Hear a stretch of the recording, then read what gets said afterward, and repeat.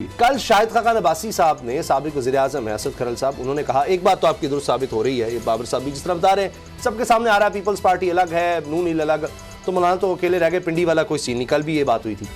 लेकिन शाहिद खान अब्बासी साहब ने कहा है कि अब भी हमारे लोगों को कहा जा रहा है कि इस्तीफे ना देना। ये शाहिद खान अब्बासी साहब ने टीवी पर बैठकर ये बात कही है कि अब भी हमारे लोगों को कहा जा रहा है कि वो अब भी इल्ज़ाम तराशियों से बाज नहीं आ रहे फौज पर। अब उसामा साहब तीन रहनुमा हैं और तीनों पीडीएम के हैं। मौलाना फजल रहमान साहब का स्टेटमेंट भी आपने बता दिया और पीपल्स पार्टी ने उससे लातल्की का इजहार कर दिया। बिल्कुल, बिलावल भुट्टो जरदारी साहब ने भी और कमरुज़्ज़मान कारा साहब ने कि हम पिंडी जाने की उनकी ज़ाती बात है, हमारा एहसन इकबाल अप्रिशिएट करें। एहसन इकबाल साहब ने DGISPR का जो बयान है उसको खुशाइन करार दे दिया। एक तो ये है कि जो एहसन इकबाल साहब जिस तरह डोगर साहब कह रहे हैं कि उन्होंने कहा जी अपोजिशन से राब्तों के हवाले से जो उन्होंने बात अब की है कि कोई राब्ते ऐसा नहीं है,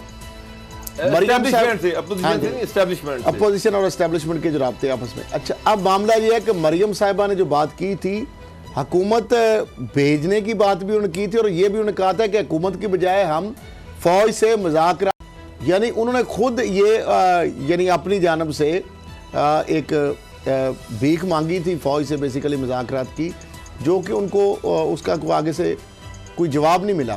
ठीक, अब मामला ये है कि वो कहते हैं किसियानी बिल्ली खम्बा नोचे और हाथ ना पहुंचे और थू कोड़े।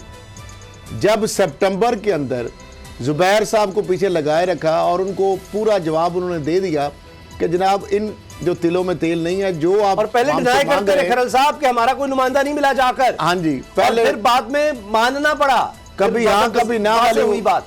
अब फिल्मी कहानी है ये, नहीं वो ऐसा मामला है। अब क्या बंदा करे कि करप्शन का कोई मामला हो तो पूरा टब्बर ही बीच में निकल आता है, झूठ का मामला होता है वहाँ पे भी पूरा टब्बर ही निकल आता है। तो इस तरह के इनके बयानात या इनकी अब बातों पे बंदा क्या ट्रस्ट करे, क्योंकि अच्छा अब मामला जिस तरह बात आप कर रहे हैं कि फजल रहमान साहब दोबारा फिर एक बंद गली में जाते मैं देख रहा हूँ। पीटी जो पीपल्स पार्टी और PMLN के अंदर भी वो अग्रेशन आहिस्ता आहिस्ता कम होता जा रहा है। बाबर साहब वाली बात कुछ और पीपल्स पार्टी जो है वो अपने तौर पे बहुत सारी चीज़ों पे डील कर चुकी है। किस तरह डील उसने की है, क्या क्या उसको मामला तो उसके साथ तय हुए। अगली बात है शहबाज शरीफ साहब और हमजा शहबाज की बेल अनकरीब हो जाएगी।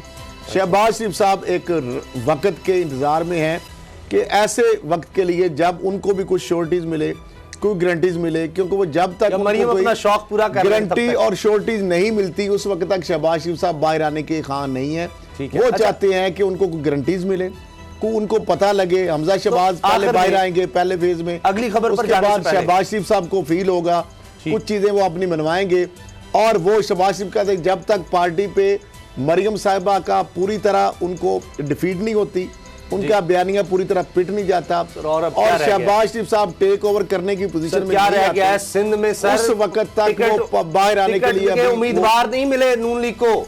सिंध में ज़िमनी इलेक्शन के लिए कोई नून लीग के टिकट पर इलेक्शन नहीं लड़ना चाहता और नून लीग उल्टा कह रही है, जाकर पीपल्स पार्टी के मिन्नत समाजत कह रही है कि जी ज़िमनी इलेक्शन में हमारा साथ दें, यहां पर आप अपना कोई उम्मीदवार ही ना खड़ा करें PDM। ये तो हाल हो गया है। आप बयानिए की जिस तरह बात कर रहे हैं बाबर डोगर साहब, ये अब जिस तरफ सारा मामला जा रहा है, अगर जो आपकी बातें हैं वो दुरुस्त साबित होती हैं, फजल रहमान साहब अकेले रह जाते हैं, ना नून लीग ना पीपल्स पार्टी, उनकी अपनी जमात का और एक बंदा छोड़ गया साथ, अकेले जाएंगे पिंडी। साहब पहली बात तो ये है कि मैंने आपसे पहले भी ये कहा था कि नून लीग और पीपल्स पार्टी उनको ये नजर आना शुरू हो गया कि वो एक बंद गली में जा रहे हैं जहाँ पर आगे सिर्फ तबाही है और कुछ नहीं है। नून लीग में मरियम जो है उनको बिल्कुल क्लियरली नजर आ गया कि वो एक बंद गली में चली गई हैं जहाँ से वापसी को कोई रास्ता नहीं है। मरियम बाल मैं नून लीग एक बड़ी पॉलिटिकल पार्टी है, वहाँ पर उन एक सेंस प्रिवेल की और अब वो अपना जो उनका जो एक स्टांस था, एक मौक़िफ़ था, वो आहिस्ता आहिस्ता उससे पीछे हटना शुरू हो गए हैं। उनको पता है कि अदारों को टारगेट करने से, अदारों को बुरा भला करने से उनको कुछ नहीं मिलना, उल्टा पार्टी जो है पार्टी में ही दरारें पड़ना शुरू हो गई हैं। ये अभी इस्तीफ़ों की बात कर रहे थे, मुझे एक बात बताएं, ये पहले लोगों को दिखाते क्यों नहीं कि कितने इस्तीफ़े इकट्ठे हुए हैं, वो बताएं तो सही। 31 दिसंबर गुजर गई है, अब इनकी पार्टी का ये फ़र्ज़ है कि वो लोगों को इस्तीफ़े दिखाएं कि उनके पास कितने इस्तीफ़े आए हैं, बजाय ये कि शाहिद खान अब्बासी साहब फ़ौज को बुरा भला कहें। वो उनको ये चाहिए था कि वो ये इस्तीफे ना दे। आपकी बात दुरुस्त है, आए तो सही इस्तीफे। सर इस्तीफा आए कोई नहीं है, जो इस्तीफे आए हैं वो उन्होंने स्पीकर को भिजवा दिए। वो तो स्पीकर को चले गए हैं। इसके अलावा और इस्तीफे आए कौन से हैं? मुझे बताएं, शहबाज जी को इस्तीफा दिखाएं, हमजा शहबाज का इस्तीफा दिखाएं, मरियम ने कौन सा इस्तीफा देना है? दिखाएं बाकी लोगों के इस्तीफे कहाँ पर है, किस किस साहबजादे हैं, रहमान के साहबजादे हैं और भी दीगर लोग लोग हैं, रिश्तेदार हैं बिल्कुल कुछ। ठीक। अच्छा, अब ये बताएं असद खरल साहब, आप लंदन तक भी हो आए, आप शुरू दिन से कहते हैं कि बड़ा वो लंदन तो क्या पाकिस्तान में जायदाद नहीं थी, और फिर मैं सुन रहा था दोबारा, जब सुने दोबारा इंसान हैरान होता है कि कहते हैं कि पता नहीं है मेरी कहाँ से, मेरे भाइयों की, मेरे वालिद वालदा की जायदादें कहाँ से ले आए हैं। अब हैरान हो जाता है इंसान कि मरीम साहब कह रही है कि कोई हमारी कोई जायदाद नहीं।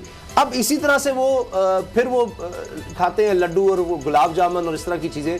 अब ब्रॉडशीट की तरफ से जो बात कही गई कि रिश्वत की पेशकश, अब बरतानिया में बैठ के एक शख्स कह रहा है, मुझे तो लगता है ये शरीफ खानदान को इतने बड़े एलिगेशन पर तो वहां तो सू कर देना चाहिए। लंदन की अदालतों को तो ये बहुत मानते हैं, लंदन की अदालतों को सलाम करते हैं। शहजाद तुमने हम पर इल्जाम लगाया, हमारा खानदान इतना पाक साफ खानदान, उस पर तुम इल्जाम लगा रहे हो। शहजाद अकबर के खिलाफ इन्होंने इल्जाम अपना जाना था अदालत में, और शहबाज शरीफ साहब कितनी देर लंदन में रहे। हम इंतजार कर रहे थे कि शायद वो इस तरह का कोई केस करें, लेकिन कोई ऐसी पेशरफ्त नहीं सामने है। अब नवाज शरीफ साहब लंदन में बैठे हैं, दो उनके साहबजादे लंदन में बैठे हैं, उनके शहबाज शरीफ साहब के जो दामाद है वो लंदन में बैठे हैं, उनके समधी इसहाक डार साहब लंदन में बैठे हैं, सलमान शहबाज लंदन में बैठे हैं। तो मामला ये है कि ये तो पहले भी इनके ऊपर बहुत सारी चीज़ें आई हैं, BBC की डॉक्यूमेंट्रीज मौजूद हैं, इंडिपेंडेंट की रिपोर्ट्स मौजूद हैं, और जिस तरीके से बरतानवी अखबार गार्डियन जो है उसकी रिपोर्ट्स मौजूद हैं। अभी वो एक ये जो दी मेल है उसकी रिपोर्ट्स मौजूद है, उसके अंदर सू करने किया था शहबाज शरीफ साहब ने, कह रहे थे नोटिस भेजा है, पता नहीं कोई ऐसे बनावट कागज लहरा देते हैं। लेकिन मुझे बरतानिया के अंदर, बरतानिया के अंदर आपको पता है उसामा साहब के केस आप करें तो आप अच्छे खासे पैसे बना सकते हैं और इस तरीके से। लेकिन मामला ये है कि अब ब्रॉडशीट के जो मालिक हैं, जो CEO हैं, जो कावे मुसवी हैं, वो ये बता रहे हैं कि 2012 में जो खुद को भांजा है भतीजा, हाँ जी, आप वो कह रहे हैं कि नवाज शरीफ साहब से एक बंदा जो है अंजम डार नामी बंदा, उसने तस्वीर भी दिखाई, उसने ऑडियो भी सुनवाई, नवाज शरीफ साहब की तस्वीरें बताई और उसका नुमाइंदा नवाज शरीफ साहब को ज़ाहिर किया, और उन्होंने बाकायदा उन्होंने कहा कि 2 बार उनसे मिला, और एक बार जो बाकायदा फिर लंदन में 2 जगह पे मिला उनको, और उन्होंने कहा कि इन्हें $2.5 करोड़ की पेशकश की। ये कुछ 4 अरब रुपया बनता है। अब इनका कहना था कि उन्होंने मुझे एक तस्वीर दिखाई जिसमें घर में नवाज शरीफ ने इन्हें गले लगाया हुआ है, और इनके साथ बैठे हुए उन्होंने एक टेप रिकॉर्डिंग भी तैयार की। ये उर्दू में थी, लिहाजा मुझे नहीं मालूम कि वो क्या कह रहे थे। अब ये इस हवाले से तो आपको पता है मास्टरमाइंड है।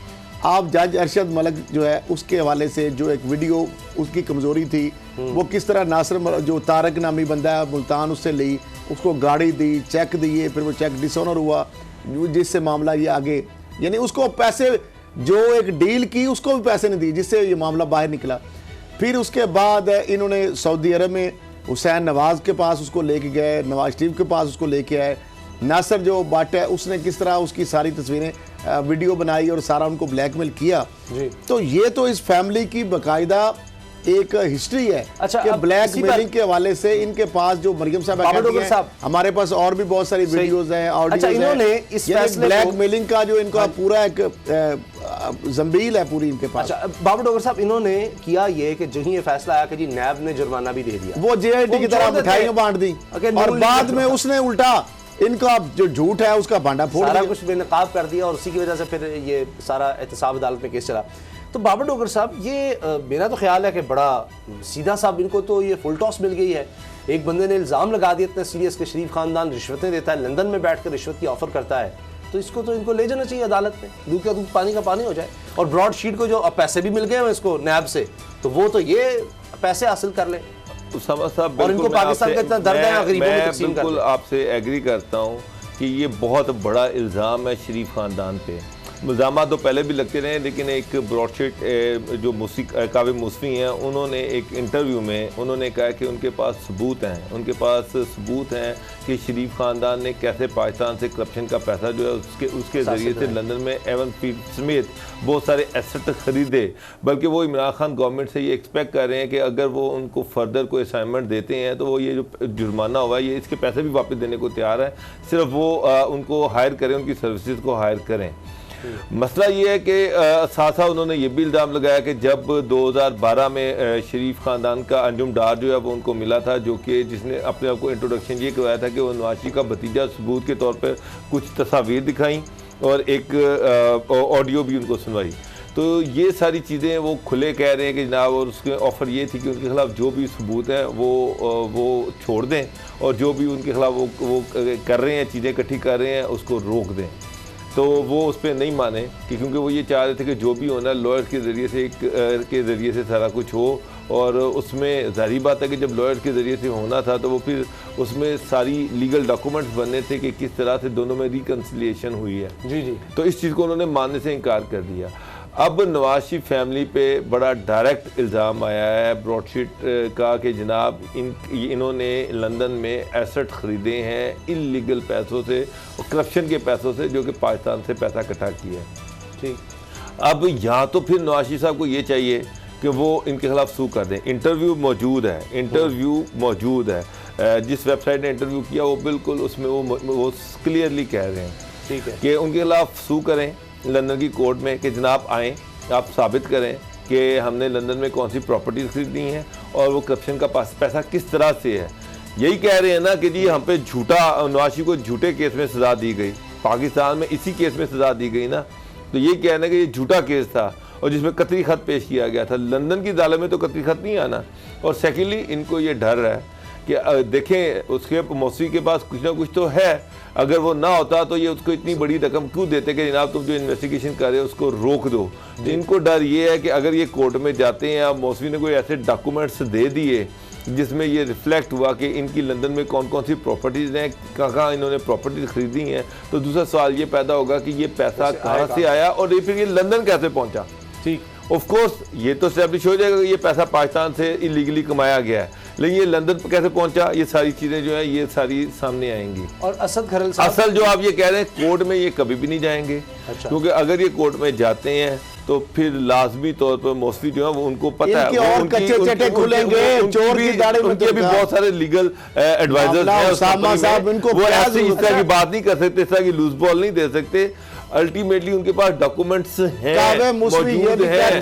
कि मुशर्रफ जब 2000 के अंदर उसने जब ये बाहर गए थे तो उसने मुशर्रफ हुकूमत को जब मुआहदा किया था, नैब के अंदर बाकायदा उनको दफ्तर दिया गया उनकी फार्म को, उन्होंने कहा कि हमने बाकायदा ये पार्क लेन के फ्लैट्स और बहुत सारी जायदादों का सुराग लगाया था। अच्छा इसमें एक और जरदारी साहब है, बल्कि 200 के करीब एक फरिश्ता हमने तैयार की और उसमें बिजनेसमैन सब्सक्राइब करें और बेल दबाएं ताकि कोई खबर रह न जाए।